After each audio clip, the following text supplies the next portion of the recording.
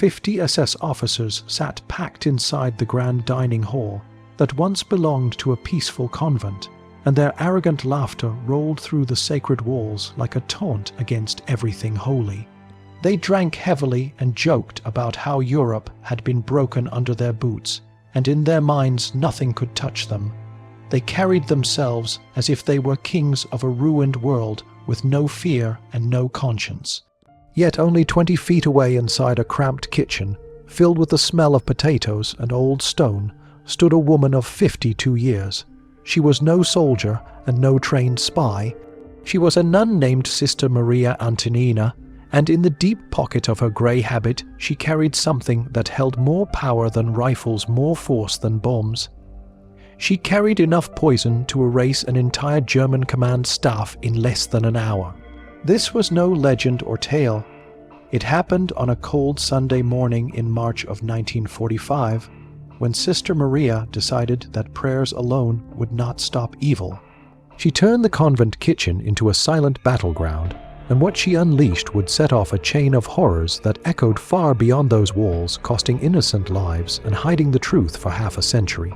To understand her choice, you must understand the prison she lived in. The city was Posen, a place swallowed whole by the Nazi occupation for 5 long years. The convent of the Sacred Heart had once been a refuge of silence, but when the SS invaded in September of 1939, they did not destroy it. Instead, they stole it. They converted the holy grounds into a private retreat for officers returning from the Eastern Front men, hardened by the destruction of cities like Warsaw, Kiev, and Stalingrad. They slept in beds meant for nuns. They ate from plates meant for prayer. They washed off the filth of their crimes in rooms once dedicated to worship. And serving them were 5 nuns kept alive only to labor without rest. For 1,825 days, Sister Maria served as the head cook. Day after day, she prepared meals for the very men who signed the orders that condemned villages. She scrubbed floors stained with the mud of foreign battlefields. She mended uniforms that belonged to men who joked about killing as if it were sport.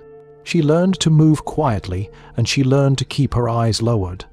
She learned to behave like a shadow.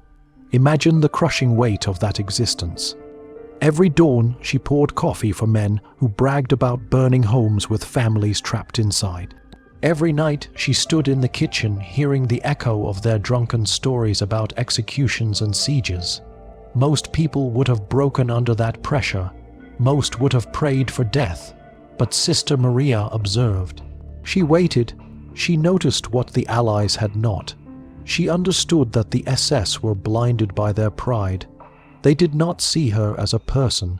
They treated her like a piece of furniture. And that blindness was the crack she intended to use.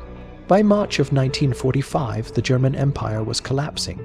The Red Army was crushing the East with unstoppable force, and the Americans were pushing from the West. Towns were falling. Roads were choked with fleeing soldiers. The world was shifting. Yet inside the captured convent, the officers still feasted like it was the height of their glory. They hosted cheerful Sunday lunches with music and wine, pretending that the war was still theirs to win. Sister Maria knew that if she did not act, these men would shed their uniforms, slip into the chaos, and vanish as innocent citizens. They would escape judgment and live peaceful lives despite the darkness they had spread. No trial would touch them. No army would catch them. So Sister Maria realized she needed a weapon. She had no gun and no blade, yet she had access to the cellar. Every old European building struggled with rats, and the convent had long stored a solution in its basement. Arsenic trioxide, a pale powder that carried no scent and no taste. It did not kill swiftly like a bullet. It slowly strangled the body from within. It began with wrenching cramps, then a blazing thirst, then the collapse of organs. Sister Maria found the jar meant for vermin, and in that quiet moment she measured not with a scale, but with the fury she had carried for years. She knew timing meant everything. Poisoning breakfast would scatter the officers too quickly. Poisoning dinner meant the guards would be alert in the darkness. It had to be the grand Sunday meal. Attendance was mandatory.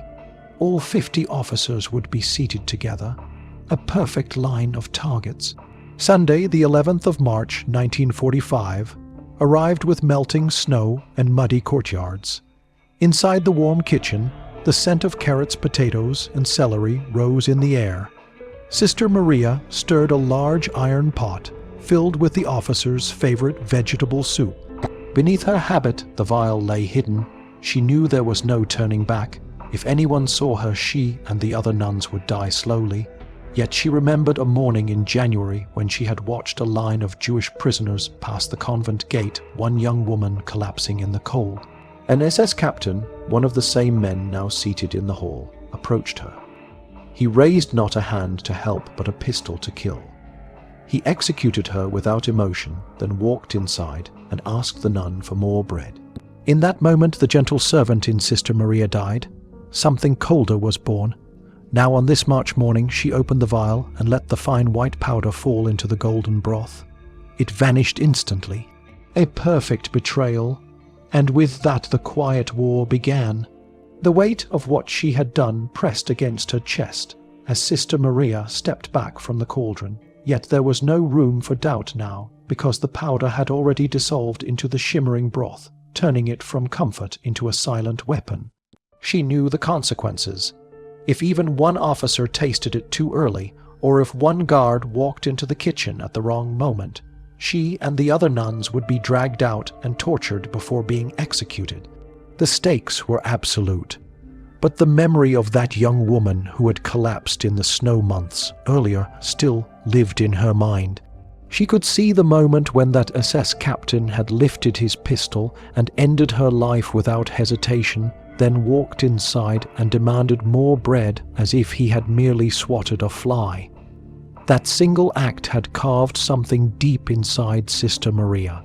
It had burned away her fear and replaced it with a resolve that would not bend. Now it was March 11th and the plan had already begun. She stirred the pot slowly, watching steam rise in thick white ribbons. The soup smelled fresh and harmless. It looked exactly as it always did. No one would notice anything different until the poison took hold. By 11:30, the heavy footsteps of soldiers shook the wooden floors. The officers filed into the hall, their medals polished, their uniforms sharp, as if they were celebrating victories instead of facing the twilight of their empire. They talked about promotions and pensions and fantasies of a life after the war where their crimes would never catch them. Sister Maria pushed the serving cart forward, her hands steady, though her heart raced. She ladled the soup into their porcelain bowls, each portion filled with enough poison to kill. She did not flinch when one officer barked at her to move faster. She bowed slightly, placed the bowl before him, and watched as he lifted his spoon. He blew gently on the surface, then took the first sip. He smiled and called it delicious. Others followed. The room filled with the soft clatter of spoons and satisfied murmurs. Some asked for seconds. One young lieutenant, barely 25 years old, devoured 3 bowls without hesitation, ingesting a dose strong enough to stop a horse. Sister Maria slipped back into the shadows of the kitchen, watching through the small gap in the door. Her nerves crackled with each passing second. Arsenic did not kill instantly. It moved slowly through the bloodstream like a whisper of death. She watched the clock on the wall. Noon passed. Nothing happened. 12:15. Still silence. 12:30. The officers kept laughing and drinking. Panic pricked at her thoughts. Had she misjudged the amount? Had the heat from the cauldron weakened the poison? Had the entire attempt failed? She pressed her back against the cold stone wall and whispered a prayer begging for the poison to do what she could not. Then at 12:45 the silence broke. The young lieutenant who had eaten 3 bowls rose unsteadily from his chair. He touched his stomach, confusion spreading across his face. His skin turned pale, then gray. He tried to speak, but only a choked sound came out. He stumbled away from the table as if drunk. The others laughed until a second man stood rising with the same sickened look. Then a third. The laughter faded into dread. A hush fell over the hall so heavy it felt like the air itself had changed. Then came the first scream. It tore through the room with raw terror. Chairs toppled as men collapsed to the floor, clutching their stomachs, convulsing on the wooden boards. Their bodies twisted with unbearable pain as the poison burned through their organs. Some tried to crawl. Some vomited blood. Others gasped for water that would never save them. Panic erupted. Men shouted that it was poison. Someone called for a medic, but the agony was too fast, too overwhelming. The poison had already passed the point of no return. Inside the kitchen, Sister Maria did not stay to witness the full collapse of the command. She knew she had only minutes before the survivors or the guards would connect the dots. She moved quickly, shedding her nun habit to reveal the grey civilian dress she had hidden underneath. She grabbed a small cloth bag holding forged identification and a hand-drawn map. Her escape route was already planned. She hurried to the cellar knowing that the convent gates were locked and guarded. But she also knew something the SS did not. Centuries earlier, monks had built narrow drainage tunnels beneath the building passages, forgotten by most, but remembered by the old sisters. Sister Maria shoved aside a stack of old crates, revealing a dark hole carved into the stone wall. The smell of rot drifted out, but she did not hesitate. She got on her knees and crawled into the tunnel. Above her, boots thundered across the floors as soldiers stormed the kitchen. They found the steaming pot, the ladle, the abandoned habit, but the cook was gone. Inside the tunnel, she forced herself forward, scraping her knees on the jagged stone. The air was foul and thin, yet she kept moving. Every inch of the passage felt tighter than the last, but she pushed through, gripping the earth with her fingertips. She crawled for what felt like miles, though it was only 300 meters. When she finally reached the end, she emerged through a drainage grate into an overgrown ditch outside the convent walls. She was out but far from safe.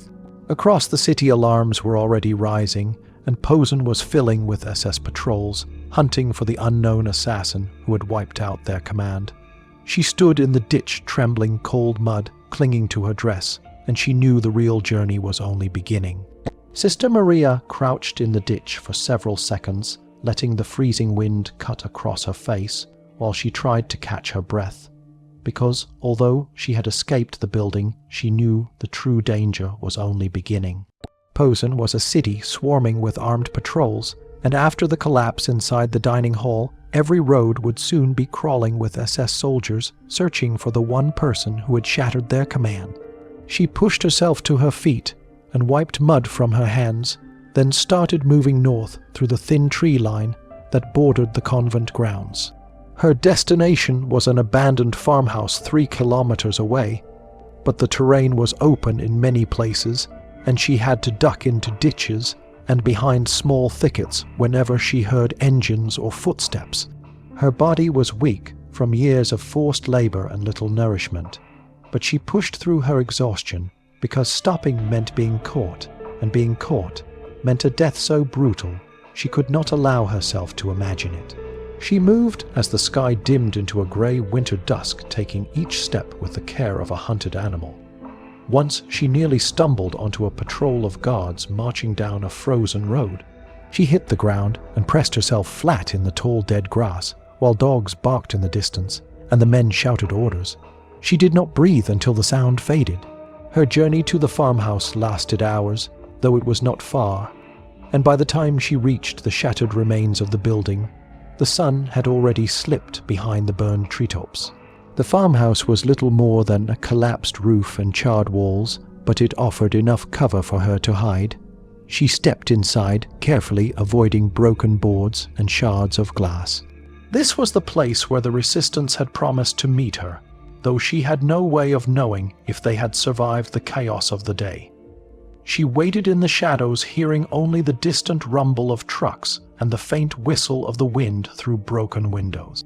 Minutes crawled by, then hours, and doubt began to bite at her resolve. Had the resistance been caught? Had they abandoned her? Had she made this escape for nothing? Her mind raced through every possibility until footsteps cracked over the glass outside.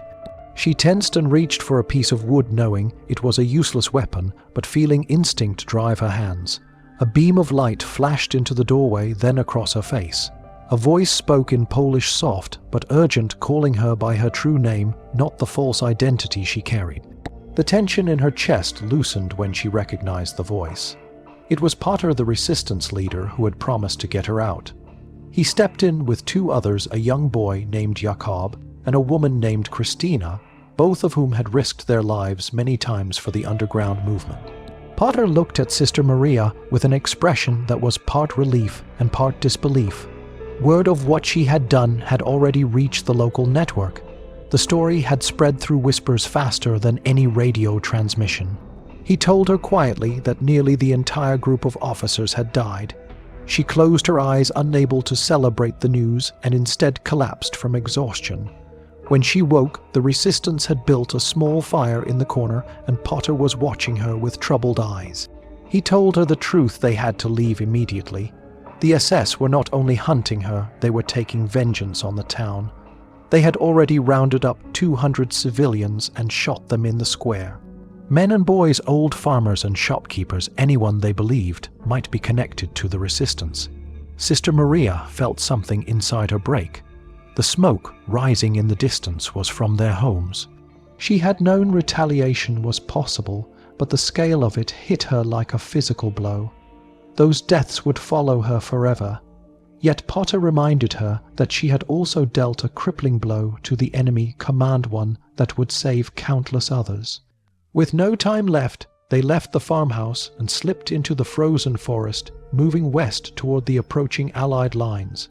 For days, they traveled like ghosts through the war-torn countryside, crossing empty fields and ruined villages where nothing moved except the wind. They hunted for scraps of food, digging frozen potatoes from abandoned gardens and drinking melted snow when there was no water. They moved only at night, keeping to the shadows and resting during the day, hidden in barns, cellars, and thickets of trees. Sister Maria pushed herself far beyond her limits.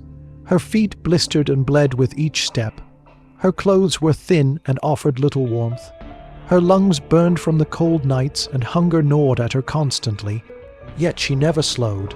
She refused to die before reaching safety. On the 7th night, disaster nearly struck.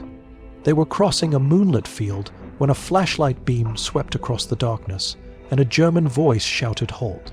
Potter grabbed Sister Maria and pulled her down into the grass while Jakob drew a pistol, and Christina raised a hand signaling for silence. 4 German soldiers approached, all of them young and weary. They were not SS, but regular army conscripts who looked like they wanted nothing more than to go home. Potter stood slowly with his hands visible and spoke in broken German, claiming they were a family returning from a visit. The soldiers did not believe him. Their eyes were sharp with suspicion. One demanded to see their papers. Potter handed over forged documents, and the soldier examined them under his light, then looked at each person carefully. When his eyes landed on Sister Maria, she feared he could see through her disguise. He asked her a question she did not understand, and for a moment the world held its breath. Christina stepped in and explained softly that Sister Maria was deaf and mute from childhood. The sergeant studied them for what felt like eternity. Then unexpectedly he handed back the papers and told them to leave quickly before his superior officer arrived. They walked away without running until they reached the safety of the trees. Only then did Potter explain that the sergeant had known they were lying yet had chosen mercy. Perhaps he too was tired of killing. Perhaps he simply wanted the war to end. For the first time since she poured the poison, Sister Maria felt something other than fear. She felt a spark of hope. The forest seemed to swallow them as they moved deeper into the darkness, and each step carried them farther from the patrol that had spared them, but closer to the front lines where the world was tearing itself apart. Sister Maria walked in silence, thinking of the young German sergeant who had looked directly at her and still let her go. She wondered if he had somehow sensed the truth, or if he had simply grown weary of orders that never ended. The war had crushed countless souls on every side, and perhaps mercy had begun to bloom in unlikely places. Still, the journey demanded their focus. By the 14th night, the distant sky glowed with the constant flash of artillery fire, painting the horizon in shades of violent orange. The ground trembled with the echo of distant clashes, and the air carried the sharp scent of smoke and burned metal. Potter led them to the edge of a dense forest where trees had been shredded by explosions, and the earth was covered in deep craters that filled with stagnant water. He pointed toward a ridge barely visible through the haze. Beyond that ridge, he said, lay the British lines. If Sister Maria could cross the slope alone, she would reach safety. Potter explained that he, Christina, and Jakob could not accompany her into Allied territory because they had responsibilities for the resistance, and their work was not finished. They had saved countless lives across the years by sabotaging convoys, sheltering refugees, and destroying supply routes. Now they had to return to that mission, even though each parting step weighed heavily on their hearts. He pressed a white cloth into her hands and told her to wave it high as she approached the British soldiers, so they would not mistake her for the enemy. He reminded her to call out in Polish that she was a refugee. Then he embraced her with quiet strength, a farewell that carried gratitude, sorrow, and respect. Christina and Jakob offered their own brief goodbyes before disappearing back into the ravaged forest, leaving Sister Maria alone in a world that felt too wide and too broken. For a long moment, she stood still, letting the cold wind push against her thin dress. She looked at the ridge, knowing her survival depended on crossing it, yet her body trembled from exhaustion. Her legs shook under her weight. Her lungs burned as she breathed the metallic air. Every instinct urged her to rest, but she knew that stopping now would mean dying in the mud. So she began to walk. The climb was brutal. The land had been torn apart by tanks and bombing runs, turning once gentle hills into a battlefield of shattered soil. She stepped around twisted metal remains of destroyed vehicles and pools of water so dark they reflected nothing. The earth sucked at her shoes with each step. Her breath came in ragged gasps. There was no birdsong, no whisper of wind through branches, only the dull roar of distant artillery and the wet sound of her feet pulling through the mud. Halfway up the ridge, her strength finally gave out. Her knees buckled and she fell forward into the freezing earth. Mud splashed over her hands as she tried to push herself up, but her muscles refused to obey. Her vision blurred at the edges. She lay there staring up at the grey sky and felt a cold certainty settle in her bones. Her body had reached its limit. For 2 weeks she had walked night after night with almost no food and little water. She had carried the weight of her actions. The memory of the scream filled dining hall, the deaths of the civilians, and the faces of her protectors who had risked everything to save her.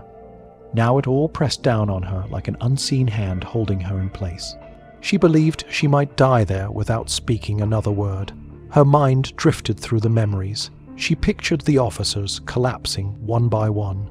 She pictured the 200 civilians lined up in the square. She pictured the young sergeant who had chosen mercy.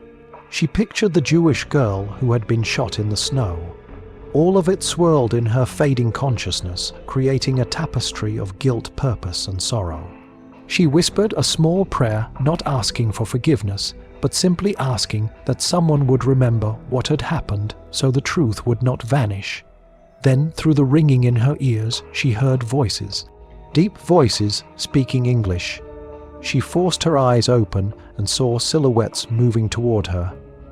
British soldiers approached cautiously, weapons at the ready, scanning the ridge for danger. One knelt beside her, gently rolling her onto her back. Another lifted his radio and called for medical assistance. Their uniforms were cast in shades of brown and green, their helmets streaked with mud. One soldier asked her name, but her voice barely worked. She lifted the scrap of white cloth with trembling fingers and whispered the only words she could manage. "I am Polish. I escaped." Her voice broke at the end. The soldiers moved quickly. They wrapped her in blankets and carried her down the ridge toward a small field station. She drifted in and out of consciousness, hearing only fragments, engines, footsteps, the rustle of canvas.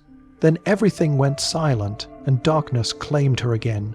When she awoke, she was inside a British field hospital. Canvas walls flapped softly in the wind and the air smelled of disinfectant and damp soil. She lay on a narrow cot with bandages wrapped around her chest and blankets piled over her frail body. A nurse told her she had been found on the brink of death. Severe malnutrition, pneumonia, and extreme exhaustion had nearly taken her life. For days, she hovered between worlds, sometimes whispering fragments of Polish prayers, sometimes calling out names from her memories. The doctors believed she would not make it, but something inside her refused to let go.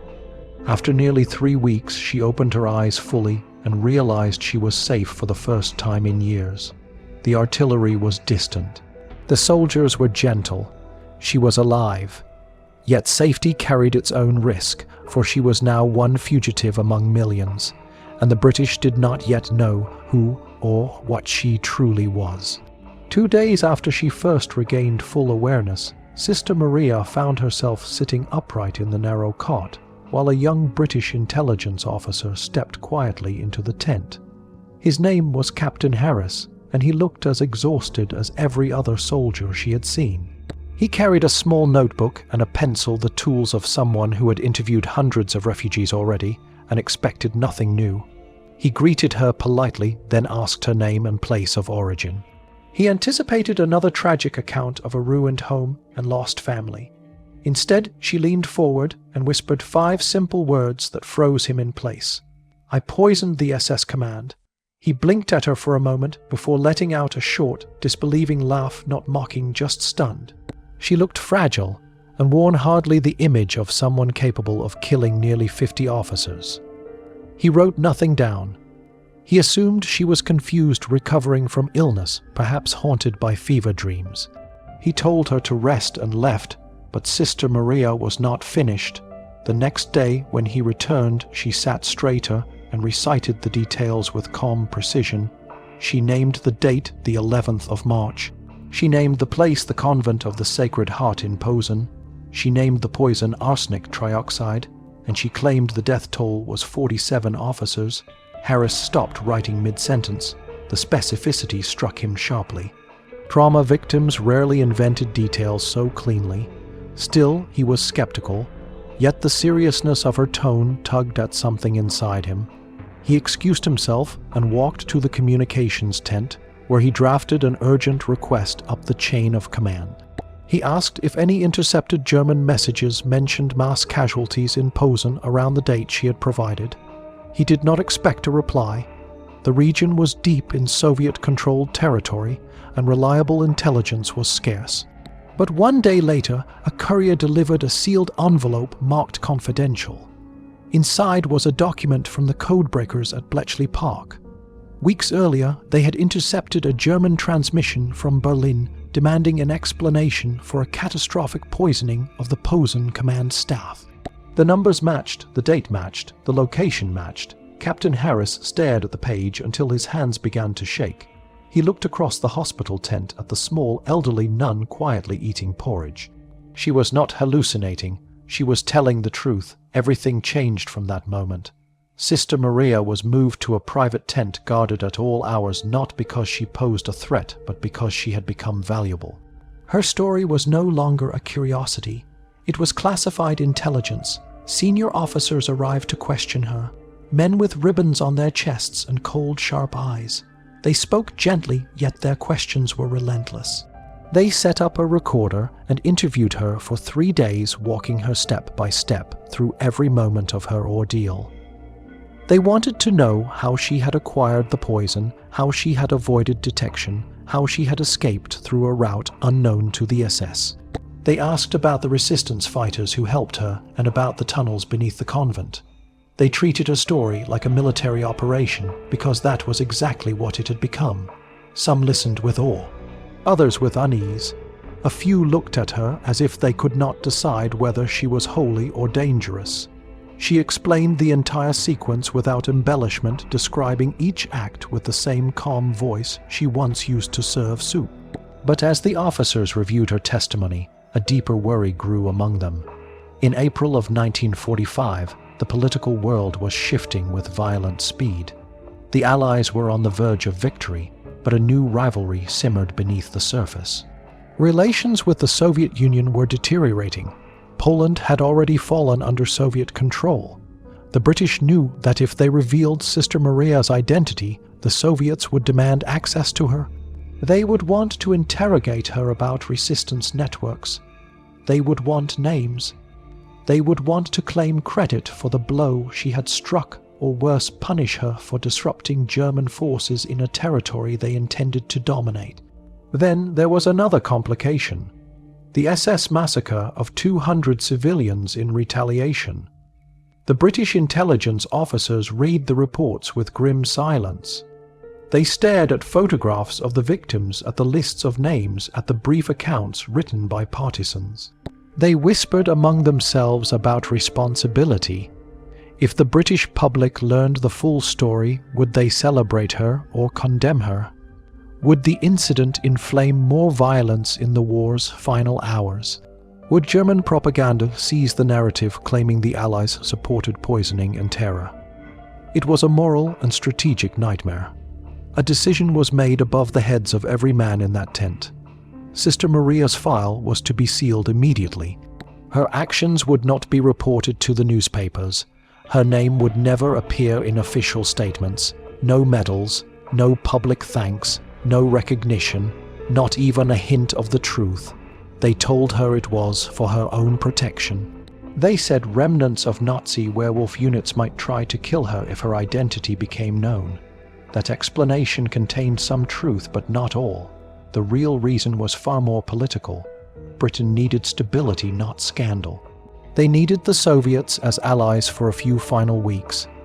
They needed no complications, no international disputes, no accusations of covert assassinations carried out by nuns. They needed her buried behind silence. When they delivered the decision to Sister Maria, she did not argue. She accepted it with quiet resignation. She told Captain Harris she wanted no medals. She wanted no praise. She only wanted a chance at penance. She did not see herself as a hero. She saw herself as someone who had broken a sacred law. She had taken lives even if they were guilty lives. She felt the sin carved deep into her spirit. She asked the British officers for one final mercy. She asked to return to Poland. They were stunned. Poland was under Soviet occupation. Churches were being watched. Resistance fighters were being rounded up. Returning meant almost certain hardship, but she insisted that her path back to peace lay in the land where the suffering had begun. The British finally agreed. They issued her false papers. They gave her a small amount of money and placed her on a train with other displaced citizens. They watched her disappear into the smoke and fog of a broken continent. They thought her story was finished. They thought the world would never know her name. They were wrong. When the British officers told Sister Maria that her story would be buried beneath layers of secrecy, she accepted their decision without anger, because she had never wanted fame nor celebration. They warned her that remnants of Nazi werewolf groups could hunt her if her identity spread, but she sensed there was more behind their caution. She was right.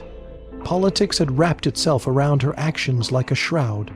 The British feared that revealing her story would provoke Soviet demands or ignite propaganda storms that could damage fragile alliances. They needed silence more than truth. And so, the woman who had crippled a German command with nothing but a pot of soup and her own unyielding resolve was told to vanish from history. Yet Sister Maria did not resist. She still felt the crushing burden of what she had done. She had taken lives even though those lives belonged to monsters. A deep, quiet guilt lived in her heart. She told Captain Harris in a trembling voice that she wanted no honors. She said she sought only penance. She said she needed to return to the soil where her soul had begun to fracture. The officers stared at her in disbelief. Poland was now controlled by the Soviets. Churches were watched. Resistance members were arrested. The NKVD ruled with suspicion and fear. If she returned, she would not be welcomed with open arms. She would be stepping into a new kind of occupation. But Sister Maria insisted. She claimed her work was not finished. She believed in her heart that atonement waited for her in the ruins of her homeland, not in a quiet cottage in England. The British reluctantly agreed. They gave her forged identification, new clothing, and tickets for the long journey east. She boarded a train packed with displaced people, each carrying haunted eyes and broken dreams. Smoke rose from the engine, and the train rumbled forward, carrying her back toward a land shaped by ash and sorrow. When she arrived, Poland was barely recognizable. Entire neighborhoods had flattened into rubble. Streets were lined with buildings that had been reduced to lifeless shells. The air carried the bitter scent of burned wood and cold stone. Yet among this devastation, people crawled back to life trying to rebuild something resembling normality. Sister Maria did not return to Posen. The memories there clawed too deeply at her spirit, and she knew some collaborators might still live in the area. Instead, she made her way to a small town called Kov, where a modest convent struggled to care for dozens of war orphans. Children abandoned by the violence. Children whose parents vanished into camps or battlefields. The nuns there were overwhelmed. They had limited food, no supplies, and too many frightened little faces to comfort. When Sister Maria arrived, she asked for work without explaining who she was. They offered her the kitchen because that was where they needed help most. She tied an apron around her thin waist and quietly resumed the role she had been forced to play under the SS, yet this time every meal she cooked was meant to save rather than destroy. For 10 long years she lived this way. She rose before dawn, she prayed in silence, she chopped vegetables and scrubbed pots. She carried heavy buckets of water.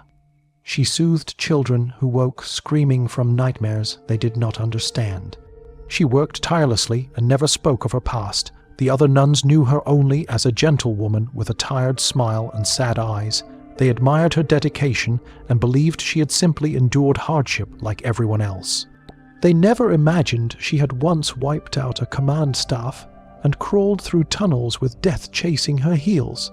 She kept her identity hidden even in confession because she feared Soviet informants and the possibility that any admission could lead to punishment not just for her, but for the entire convent. The years carved lines in her face. She carried guilt like a weight that grew heavier with time, not lighter. She wrote diaries in secret pages filled with questions for God because she still could not reconcile the act she had committed. She dreamed of the officers collapsing. She dreamed of the 200 civilians executed in retaliation. Those images haunted her far more than the poison itself. She prayed for forgiveness, but she never felt worthy of it. Meanwhile, the new occupiers proved little different from the old ones. Soviet patrols dragged men from their homes in the middle of the night. Churches were watched. Whispers of resistance brought immediate arrest. Sister Maria watched helplessly as Poland traded one set of chains for another. She often wondered why God had let her survive when so many good people had perished. Years passed in this quiet suffering until one winter morning in 1956, when a stranger appeared at the convent gate. Sister Maria was tending to the garden, cutting frost-bitten cabbages, when she noticed a man leaning on a cane. His hair was white and his posture bent, but his eyes still held a spark she recognized instantly. It was Potter, the resistance leader, who had saved her life. Time and imprisonment had ravaged him. He coughed painfully with each breath. Yet he had come to see her one last time because he was dying, and he did not want to leave this world without speaking to her again. They sat together on a wooden bench in the biting wind. They spoke little. Silence carried more truth than any words they could share. Two survivors sitting side by side with ghosts between them. Before he stood to leave, he held her hand with frail fingers and whispered the words she had needed but never dared to hope for. It mattered. What you did mattered. He told her how German morale in Posen had collapsed after the poisoning.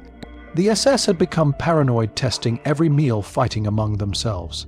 Their fear had slowed their operations, giving civilians time to escape before the Soviet assault. He told her she had saved lives far beyond the men she killed. She watched him walk away knowing she would never see him again. Yet his words stayed with her like a small flame inside her chest. For the first time in 11 years, the burden on her soul felt lighter. She returned to her kitchen with a steadier heart and continued to serve and pray, though her body now grew weaker with each year that passed. The world outside changed, borders shifted, nations rose and fell. Yet inside the convent, her days flowed in the same slow rhythm of work and whispered prayers. She cooked until her hands could no longer lift the pots. She walked until her legs refused to carry her. The weight of age eventually confined her to a narrow bed where she faded slowly, wrapped in blankets and silence. She never revealed her secret, not to the sisters, not to the priests, not to anyone. The world she knew believed she was simply a quiet old woman preparing meals for orphans. They had no idea they were living alongside one of the most extraordinary figures of the war, and she believed her story would die with her. But history has ways of rising again. Her name was not meant to remain buried. The truth would find light even if she never lived to see it. Potter's visit stayed with Sister Maria long after his frail figure disappeared down the snowy path. His words that her action had mattered settled deep into her heart, softening a wound she had carried for more than a decade. She had believed herself a sinner who had unleashed death, whether justified or not, yet Potter insisted she had broken the power of the SS command in Posen and given countless people a chance to flee before the final assaults. For 11 years she had prayed for some kind of answer, and now that answer had arrived in the form of a dying man whose life had been shaped by the same war that had shaped hers. With that fragile spark of comfort, she returned to her duties with a steadier spirit, though age was beginning to fold her body and her hands trembled when she stirred the soup pots. The other nuns noticed her weakening, but they saw only a kind old sister who had worked too hard for too many years. They had no idea she had once crawled through a sewer tunnel hunted by soldiers. They had no idea she had carried enough poison to alter the course of a town. They loved her deeply, yet they never knew her truth. As time went on, the world outside the convent transformed, the Iron Curtain tightened, nations argued, men walked on the moon, music changed, but inside the convent the days flowed in the same quiet rhythm of prayer and labor. Sister Maria grew older and slower. Her back bent. Her hair turned silver. Her voice softened until she could hardly speak above a whisper. Still, she worked until her bones refused to carry her. Eventually, she was confined to a small room near the chapel, where the younger nuns would sit with her during the evenings, reading aloud and holding her hand. They believed her to be a simple woman with a peaceful history, unaware that those frail fingers had once poured death into a pot to stop men who would have escaped justice. The burden of secrecy never left her. Sometimes in the dark hours of night, when the convent slept, she murmured fragments of the past. She whispered the word soup. She whispered poison, but no one ever understood. In 1977, her body finally began to fail. She drifted in and out of consciousness, breathing softly beneath layers of blankets. When the Mother Superior came to give her last rites, Sister Maria gathered the last of her strength. Her hand shot up with surprising force, gripping the Mother Superior's arm. She tried to speak, clearly tried to confess, before her soul crossed into the next world. She murmured the soup, the poison, tell them. The Mother Superior smiled, gently thinking the old nun was worried about kitchen chores. She stroked her hand and whispered, "Rest now, Sister, the soup is finished." And so the truth slipped again into silence. Sister Maria Antonina died on a cold Tuesday afternoon, surrounded by nuns who loved her, but never truly knew her. They buried her in the convent cemetery under a small wooden cross with her name, and the date of her death carved simply into the grain. No medals, no honors, no clue about the secret she carried. She passed quietly into the earth, believing her story would remain hidden forever. The British file remained locked in a vault in London, sealed under orders to stay closed until the year 2020. The Soviet documentation in Posen had been burned during the collapse of their authority in the 1990s. Nothing existed to reveal her truth. Yet history does not stay buried. In 1991, when the Soviet Union crumbled and the Iron Curtain fell, a wave of declassification swept through Western archives. In a quiet office in London, a clerk sorting newly released documents stumbled upon a dusty folder labeled Operation Posen. Curious, he opened it and found pages stamped Top Secret, filled with interrogation transcripts, signatures, and dates. What he held looked like the outline of a thriller, yet every detail was stamped by military authority. He alerted a historian. That historian alerted a journalist, and the ghost of Sister Maria began to rise from obscurity. A Polish historian named Dr. Tomasz Lewandowski was granted access to the file, and what he read stunned him.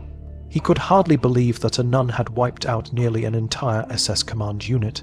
He needed proof. He flew to Poland in the winter of 1992, arriving in Poznan, which had once been Posen. The city had changed, but traces of the past clung to its corners. He searched the town hall records and found a cluster of German death certificates dated March 11th and March 12th of 1945. Each listed vague causes such as heart failure or stomach illness. Dozens of officers dying within 48 hours was impossible without a catastrophic event. The historian's heart pounded as he copied the documents. Then he visited the old convent, which had been turned into a library. The structure remained the same. The basement kitchen had the same old stones. The drainage tunnel where Sister Maria had crawled was sealed with bricks but still visible. Standing in that quiet room, he could almost hear the echo of her footsteps and smell the faint memory of vegetable broth turning into a weapon. Yet the most painful evidence lay not in the convent, but in the square. Lewandowski found a memorial plaque honoring the 200 civilians executed in retaliation on that March day. For decades, the townspeople had believed the massacre was random cruelty. The historian realized now that it was the terrible price of resistance. When he published his findings in 1993, the story spread across Poland like a storm. Reporters rushed to the convent in Kov, where Sister Maria had lived her final years. The elderly nuns who remembered her were stunned. They described a gentle soul who would never hurt a fly. They could not fathom that she had quietly carried a secret capable of shaking an empire. The revelation ignited fierce debate across the country. Was she a hero, or had she caused the deaths of the innocent? Scholars disagreed, clergy hesitated, yet survivors of wartime Poland embraced her as a symbol of desperate courage. They understood that she had lived in a world where morality twisted under the weight of survival and oppression. She had done what most could never imagine, not for glory, but because someone had to stop monsters who believed themselves untouchable. In the years that followed, her name slowly emerged from the shadows. Her file was acknowledged, her courage recognized. She did not receive medals nor statues, but something greater. She received truth. The truth she never believed she would earn. The truth she could not speak aloud in life. History had found her at last, and through that history, her quiet rebellion survived the decades, refusing to fade. The shock that spread across Poland after the publication of Dr. Lewandowski's findings did not fade quickly, because the revelation touched something deeper than a forgotten wartime act. It exposed a hidden truth that had lived beneath silence for half a century. Journalists retraced the historian's steps. They visited the convent library in Poznan, where the old stones still carried echoes of the past. They photographed the sealed tunnel. They interviewed townspeople who had grown up hearing only rumors about the strange deaths of German officers in the final months of the war. Every new discovery added weight to the story until it felt undeniable. Yet the strongest proof of all was not in the records, nor the archives, nor the fading memories of witnesses. It was in the cold numbers written on the death certificates that no historian could dismiss. 47 officers dead within 48 hours, all from sudden collapse. No bombing, no firefight, no external attack. Something catastrophic had happened inside those walls. Something the Germans themselves had feared to document clearly. And then there was the memorial to the 200 civilians killed in retaliation. A stone plate carved with names that had long been mourned without full understanding of why they had died. The historian's research connected those names to a cause for the first time, giving shape to the chain of events that had ripped through the town.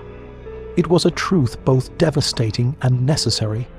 Once the story reached the newspapers, journalists pushed the investigation across Europe. They traveled to Kov to find the convent where Sister Maria had spent her final decades. The elderly nuns who still lived there reacted with shock. They spoke about Sister Maria with warm affection, calling her gentle and patient. They remembered her as the quiet sister who spent long hours in the kitchen humming soft hymns while chopping vegetables. They were stunned to learn that she had once carried out one of the most daring acts of individual resistance in the entire war. They laughed through tears, saying she would never even raise her voice, much less kill. The world now saw a contradiction, a woman outwardly ordinary, yet inwardly forged by suffering into something fierce and necessary. Debate exploded. Scholars argued whether she had committed a justified act of war or an unforgivable sin. Clergy spoke in cautious tones. Some called her a martyr of conscience. Others hesitated caught between doctrine and the reality of wartime brutality. But among the people of Poland, especially those whose families had lived through occupation, the view became clearer. They understood that Sister Maria's choice came from a place shaped by years of torment. They understood the psychological toll of hearing laughter echo through sacred halls while murderers ate meals she cooked. They understood that she acted at a moment when the world around her demanded impossible decisions. They understood that heroism does not always wear medals or uniforms. Sometimes it wears a habit stained with kitchen smoke. As more historians examined the British file, a picture emerged of a nun who refused to see herself as a symbol. She had carried guilt far heavier than the poison she once held in her hands. She had asked for no recognition and believed she would face judgment alone, but the truth had finally caught up to her story. The British government issued a quiet acknowledgement that the disruption caused by the poisoning had significantly weakened German command capabilities in the region during the critical final weeks of the war. It was as close to official recognition as someone like Sister Maria could receive. Yet even that statement did not capture the full impact of what she had done. Survivors from Poznan came forward describing how in the days after the poisoning, the SS fell into paranoia, testing every meal, arguing among themselves and focusing inward instead of hunting resistance members. Some described how the chaos allowed families to slip away before the Soviet forces reached the city. The destruction she wrought had opened cracks of opportunity for desperate people to flee. The story spread across Europe, then across the world. Writers described it as a tale of moral ambiguity threaded with quiet courage. Documentaries featured interviews with historians tracing the path from the convent kitchen to the British field hospital to the forgotten grave in Kov. Audiences were stunned to learn that a single act carried out by a starving 52-year-old nun had shaken an entire command structure. And yet no statue was ever built for her. No grand monument rose over the convent grounds. Instead, the world honored her in a different way by speaking her name, by refusing to let her story fade again. If you walk through the old convent library in Poznan on a cold March morning, locals say you might smell a faint aroma of vegetable soup drifting up from the basement vents, even though no kitchen fires burn there anymore. Some say it is only a trick of memory or imagination.